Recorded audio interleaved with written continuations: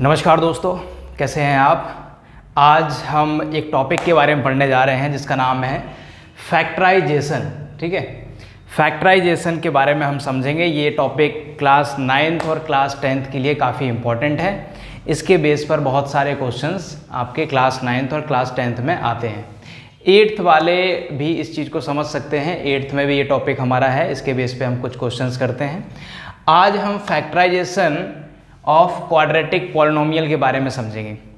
Quadratic polynomial मतलब degree 2 वाला polynomial. आपने देखा होगा ये जो इसका स्टैंडर्ड फॉर्म हमारा है ax² + bx + c इस फॉर्म में होता है, उसे हम क्वाड्रेटिक पॉलिनोमियल कह सकते हैं या कहते हैं। ठीक है, डिग्री 2 वाला कहने का मतलब है जिसकी डिग्री 2। डिग्री 2 का क्या मतलब है? सबसे हाईएस्ट पावर जो होती है उसको हम डिग्री बोलते हैं। तो यहाँ पर हाईएस्ट पावर क्या है? 2 है। Highest power of variable, variable मतलब जैसे x है यहाँ पर, तो ये x हमारा वेरिएबल है, तो इसकी जो सबसे बड़ी पावर यहाँ पर है वो 2 है, इसलिए हम इसको डिग्री 2 का कहते हैं। और हाईएस्ट पावर डिग्री 2 है, इसलिए इसको हम क्वाड्रेटिक पॉलिनोमियल कहते हैं। ठीक है, तो ये हमारा स्टैंडर्ड फॉर्म है, इस शक्ल का हमारा क्वाड्रेटिक पॉलिनोमियल होता है। यहाँ पर जो a है वो x² के साथ मल्टीप्लाई में जो नंबर रहता है, जैसे हम कॉफिशिएंट कहते हैं, वो है। ठीक है, इस a की वैल्यू कुछ भी हो सकती है, ऐसी b की वैल्यू भी कुछ भी हो सकती है, c की वैल्यू भी कुछ भी हो सकती है। तो यहाँ पर a b c जो है वो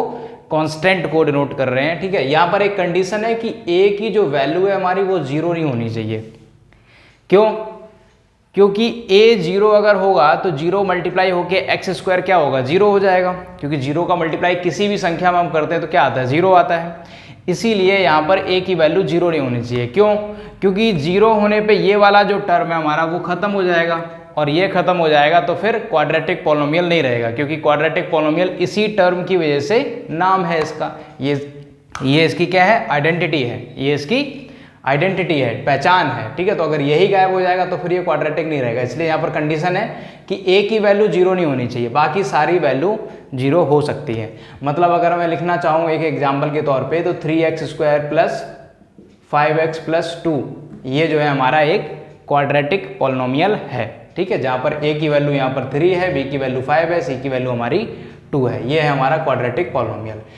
अगर सिंपल ऐसे लिखा हुआ है तो ये भी हमारा क्वाड्रेटिक पॉलिनोमियल ही है। ठीक है, क्योंकि क्वाड्रेटिक इसकी वजह से बोला जा रहा है। ठीक है, और अगर हमारा ऐसा लिखा है तो भी ये क्वाड्रेटिक है। सिंपल x² लिखा है माइनस, या x² लिखा है उसके साथ कोई नंबर लिखा है 5x², ये सारे हमारे क्या हैं? क्वाड्रेटिक पॉलिनोमियल है यहाँ पर। ठीक है, बस यहाँ पर जैसे इस वाले में देखा जाए तो इसमें a की वैल्यू जो है वो 1 है, यहाँ पर 1 मल्टीप्लाई होगा तो a की वैल्यू यहाँ 1 है, b की वैल्यू -5 है, c यहाँ पर 0 है, इसलिए वो दिख नहीं रहा है।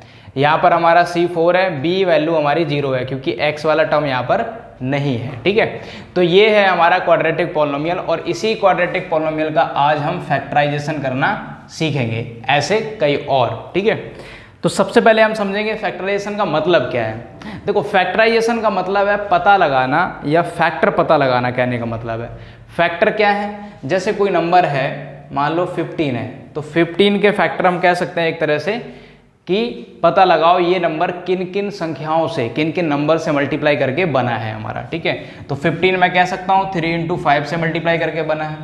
तो 3 और ये 5, ये पता लगाना ही फैक्टराइजेशन कहलाता है।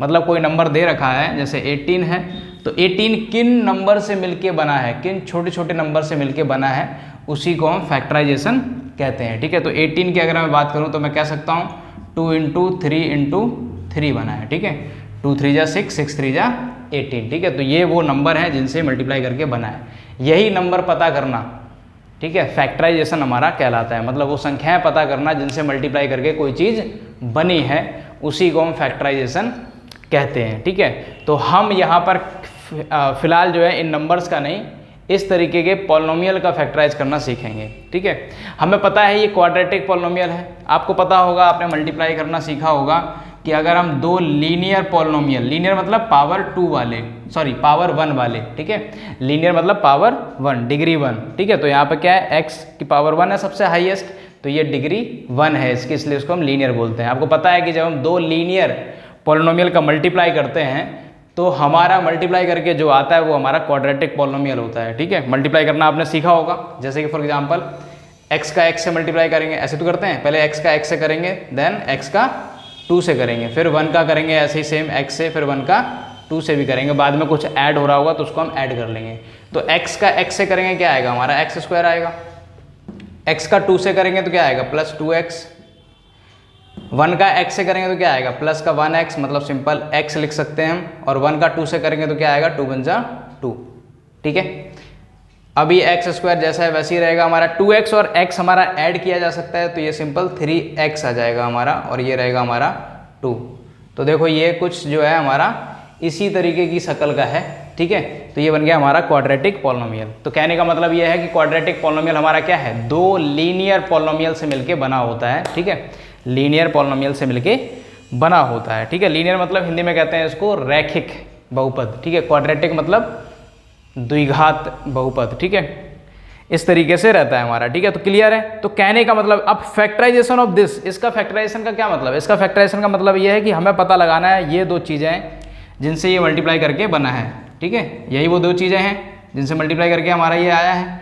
तो यही इस से इनका पता लगाना ही हमारा जो है फैक्टराइजेशन कहलाता है, ठीक है। तो यही पता लगाने का हमारे पास एक मेथड है जो कि आज हम देखेंगे। इस मेथड का जो नाम है वो है splitting the middle term method, splitting the middle term method, ठीक है। मिडिल टर्म मेथड मतलब बीच का जो टर्म है हम उसको स्प्लिट करेंगे, ठीक है, और उससे हम वापस निकालेंगे ये दो नमूने, ठीक है, जिनके लड़ने से ये बना है, ठीक है। क्लियर है। तो चलिए इसी से समझ लेते हैं, इसी को एग्जांपल ले लेते हैं हम, ठीक है। तो ये x स्क्वायर है प्लस 3x है प्लस 2 है, ठीक है, यही है। देखो सबसे पहले इसको सॉल्व करने से पहले हमें कुछ बातें गौर करनी पड़ेंगी, ठीक है। सबसे पहला ये है कि ये जो हमारा पॉलिनोमियल है ये हमारा स्टैंडर्ड फॉर्म में लिखा हो। स्टैंडर्ड फॉर्म में लिखने का मतलब ये है कि सबसे पहले सबसे हाईएस्ट डिग्री का टर्म आएगा, देन उससे कम वाले का, देन उससे कम वाले का। तो यहाँ पर सबसे बड़ी पावर का जो टर्म है वो सबसे आगे है, पावर 2 का सबसे आगे लिखा है, देन पावर 1 का लिखा है, और ये पावर 0। पावर 0 मतलब x की पावर 0। आपको पता है किसी भी चीज़ की पावर 0 का मतलब क्या होता है 1, ठीक है। तो यहाँ पर x की पावर 0 हो गया हमारा 1 का मल्टीप्लाई करेंगे 2 में तो क्या आएगा, सिंपल 2 आएगा, तो इसलिए हमने छुपा दिया उसको, ठीक है। क्लियर है। तो इस फॉर्म में लिखा होना चाहिए, ठीक है। अब हम क्या करेंगे, अब हम देखेंगे कि यहाँ पर कोई नंबर है क्या इसके साथ। तो यहाँ पर फिलहाल तो नंबर दिख नहीं रहा है कोई, ठीक है, मतलब यहाँ पर 1 है, 1 के अलावा कोई और नंबर हो तो अलग बात है। 1 है तो कोई बात नहीं, अगर कोई और होगा तो हम क्या करेंगे, लास्ट वाले से पहले मल्टीप्लाई करेंगे। जैसे मान लेते हैं अगर यहाँ पे 6 होता तो 6 का पहले मल्टीप्लाई करते 2 से, तो हम 12 हो जाता है, 6 2 12, देन हम 12 को लेते हैं, ठीक है। अभी मैं एक और एग्जांपल समझाऊंगा तब समझ में आएगा, ठीक है। फिलहाल देखते हैं ये वाला, यहाँ 1 है तो 1 का मल्टीप्लाई 2 से करेंगे तो क्या आएगा 2 आएगा, ठीक है। इस 2 को समझ लो, इस 2 को साइड में रख लो। अब करना क्या है, आपको करना यही है, इस 2 के 2 टुकड़े करने हैं, मतलब इस 2 को 2 टुकड़ों में बांटना है। ऐसे 2 टुकड़े कि मल्टीप्लाई करूं तो 2 आ जाए, और ऐड करूं अगर मैं उन दोनों को, ठीक है, ऐड करूं या सब्ट्रैक्ट करूं तो मेरा 3 आ जाए, ठीक है। क्या आ जाए, 3 आ जाए। तो क्या कह सकते हैं 2 और 1 हो सकता है। 2 का मल्टीप्लाई करेंगे 1 से तो 2 बन जा 2 आएगा, और 2 और 1 ऐड करेंगे तो हमारा 3 आएगा, ठीक है। काम हो गया हमारा, ठीक है। मल्टीप्लाई करने के यही आना चाहिए जो है नंबर, ठीक है। ऐड करने पे हमारा ये आ जाना चाहिए, ठीक है। ऐड करने पे हमारा ये जो बीच का टर्म है ये आ जाना चाहिए कैसे भी, तो हमारा ये आ गया, ठीक है। फिलहाल इसमें तो ये बनेगा, तो 2 बन जा 2 होगा, 2 और 1 ऐड करेंगे तो हमारा 3 आएगा, और मल्टीप्लाई करेंगे तो हमारा 2 आएगा। काम हो गया। अब हम क्या करेंगे, एक्स स्क्वायर रख लेंगे जैसा है वैसा। इस टर्म को जो है इन 2 टर्म के फॉर्म में लिखेंगे हम, मतलब मैं इसको लिख सकता हूँ 2x + 1x, सिंपल 1x मतलब सिंपल x लिख दिया, बाद में जो +2 है वो लिख लेंगे, ठीक है। तो हमने कुछ किया नहीं, हमने क्या है इस टर्म को जो है बांट दिया, 3x को हमने 2x + 1x करके लिख लिया है, ठीक है। ऐड करेंगे तो वही आएगा हमारा, है ना। ऐड करेंगे अगर हम तो हमारा 2x + 1x ही आएगा, ठीक है, जो कि 3x टोटल हो जाएगा हमारा, ठीक है। अब इतना करने के बाद हम क्या करेंगे, 4 टर्म हो गए हमारे, 2 ये और 2 ये, हम क्या करेंगे कॉमन लेंगे, इन 2 टर्म में से कॉमन लेंगे, और उसके बाद लास्ट टर्म में से कॉमन लेंगे। तो इन 2 टर्म में से कॉमन लेना मतलब, कॉमन लेने का मतलब है डिवाइड करना, ऐसे नंबर से डिवाइड करना जो जिससे दोनों डिवाइड हो जाए हमारे, ठीक है। जैसे कहते हैं ना कि मतलब HCF लेके उससे डिवाइड कर देना, ठीक है। HCF जिसे हम कहते हैं हाईएस्ट कॉमन फैक्टर निकालते हैं, ठीक है। तो एक्स स्क्वायर की अगर मैं बात करूँ तो एक्स स्क्वायर कैसे बना है, एक्स इंटू एक्स करके, 2x कैसे बना होगा, 2 इंटू एक्स करके, इन दोनों में कॉमन क्या है, x कॉमन है, मतलब x से दोनों को डिवाइड किया जा सकता है, तो हम क्या करेंगे x बाहर ले लेंगे और डिवाइड करके जो आएगा वो हम लिखेंगे। तो x को x स्क्वायर से डिवाइड करेंगे तो क्या आएगा, मतलब x स्क्वायर को डिवाइड करेंगे x से तो आ जाएगा x, एक x चला गया, और 2x से करेंगे तो x से x कैंसिल हो जाएगा तो हमारा 2 आ जाएगा, ठीक है। ये चीज़ जो बचा है वो लिख देंगे, और वैसे ही हम यहाँ से कॉमन ले लेंगे। यहाँ कुछ भी कॉमन हमें नज़र नहीं आ रहा, जहाँ कुछ भी कॉमन नज़र नहीं आएगा वहाँ पर 1 कॉमन तो होता ही है हमारा, मतलब 1 से तो डिवाइड हो जाती हैं सारी संख्याएं, सारी संख्याएं हमारी 1 से डिवाइड तो होती हैं। तो अगर कोई ऐसा नंबर नहीं मिल रहा है जिनसे ये दोनों नंबर डिवाइड हों तो वहाँ पर हमेशा 1 से डिवाइड होगा, तो हम क्या करेंगे 1 ले लेंगे बाहर, 1 बाहर लिया हमने, 1 से डिवाइड करेंगे तो सेम यही आ जाएगा x + 2, ठीक है। अब इतना करने के बाद आप ये चेक कर लेना कि जो ब्रैकेट में जो नंबर है वो हमारे सेम आ रहे हैं कि नहीं आ रहे हैं। अगर सेम आ रहे हैं तो ठीक है, ठीक है। अदरवाइज अगर सेम नहीं आ रहे, कुछ भी प्लस माइनस में भी गलती है, कहीं आगे पीछे आ रहा है तो आपने कहीं ना कहीं गलती की है, आप एक बार दोबारा चेक कर लें, आगे बढ़ने की जरूरत नहीं है क्योंकि गलत ही होगा।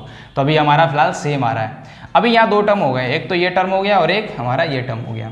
अब यहाँ से दोबारा हम कॉमन ले सकते हैं, x + 2 यहाँ भी है, x + 2 यहाँ भी है, मतलब x + 2 से दोबारा हम डिवाइड कर सकते हैं। तो x + 2 से डिवाइड करेंगे यहाँ पर तो x + 2 से x + 2 कैंसिल हो जाएगा, सिंपल आ जाएगा x, मतलब x + 2 निकल गया हमारा, सिंपल x आ गया, और यहाँ से ये निकल गया तो सिंपल 1 आ गया, ठीक है, हो गया। यही वो 2 नंबर हैं जिनका मल्टीप्लाई करके ये बना है, हो गया फैक्टराइजेशन। यही लिखा ना, आगे पीछे लिखा है, आगे पीछे लिखने का कोई मतलब है नहीं है। 3 × 4 करोगे तो क्या आएगा, 12 भी आएगा, और 4 × 3 करोगे तो क्या आएगा, 12 भी आएगा, है ना।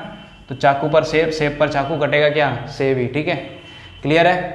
तो ये आ गया हमारा, ये वो 2 नमूने हैं जिनका मल्टीप्लाई करके, मतलब लड़ाई करके ये बना है, ठीक है। तो इसी को हम कहते हैं फैक्टराइजेशन, ठीक है। आई होप कि आप लोगों को समझ में आया होगा। एक और एग्जांपल लेके समझ लेते हैं इस चीज़ को, ठीक है, ताकि थोड़ा और समझ में आ जाए, ठीक है। मैं एक और बता देता हूँ आपको, नोट करना चाहें तो नोट कर लें, स्क्रीनशॉट ले लें इसका, ठीक है।